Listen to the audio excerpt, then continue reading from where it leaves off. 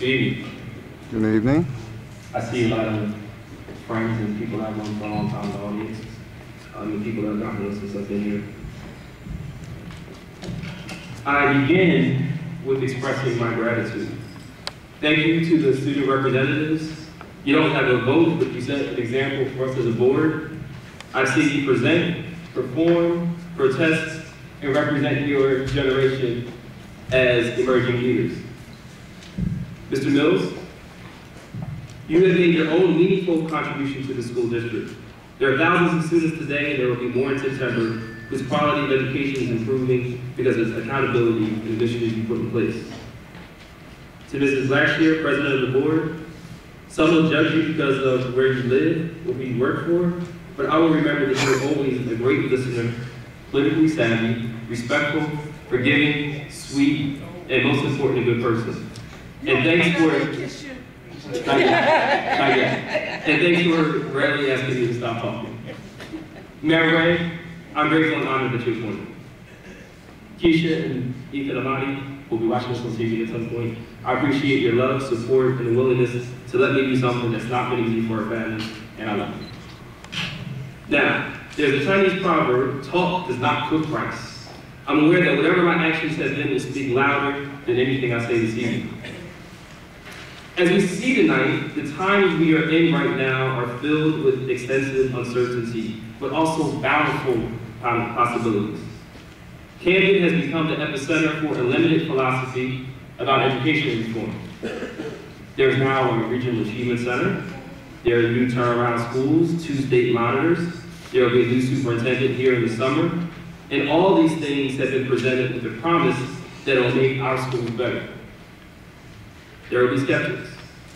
They will wonder if the promises made will be fulfilled or crumble as so many promises have before. In my last days here, it is my hope that those that know our students matter more than our politics will convert their appropriate skepticism into targeted advocacy. 3 years ago, the mayor appointed me to the school board. With 15 days left to the term, I publicly say farewell to my fellow board members and to the school district. In my time, I've questioned recommendations, challenged what I thought to be bad ideas, and influenced the way the school board views data. I've lobbied my ideas to anyone of influence that will listen, from City Hall to Trenton. Specifically, with a relentless spirit, I've attempted to encourage meaningful action about reviewing curricula before passing it, tracking student achievement data, and assessing the evaluation of programs. Sometimes my aggressive style or the self-interest of other board members became stumbling blocks to what should have led to better delivery of instruction in classrooms. I've developed a reputation for being outspoken. Somehow, the expectations that we have for our leaders have become so low that by merely asking questions or being honest about the current condition of education, I can be labeled a rebel and made an outcast by some, and be branded a modern activist by others. For any leader, elected or appointed, to merely expose failures and ask questions for clarity should not be controversial or provocative. It should be expected. It should be expected. In this current political environment, loyalty seems to be the only virtue now valued. The people that are elected or appointed to serve should demonstrate other virtues that matter too, such as accountability, compassion, flexibility, honesty, integrity, self-sacrifice, and wisdom. Let me be clear. Mayor David Ray, you'll soon fill 2 vacancies on this board. Remember those virtues. Please consider looking at what this board could use right now. People that understand curriculum, people that live in and know this community, and parents of public school children. And finally, Mayor, remember that age is no indicator of effectiveness and longevity is no substitute for success. Despite the public controversy and personal consequences, I supported the proposal for a Renaissance school in Camden.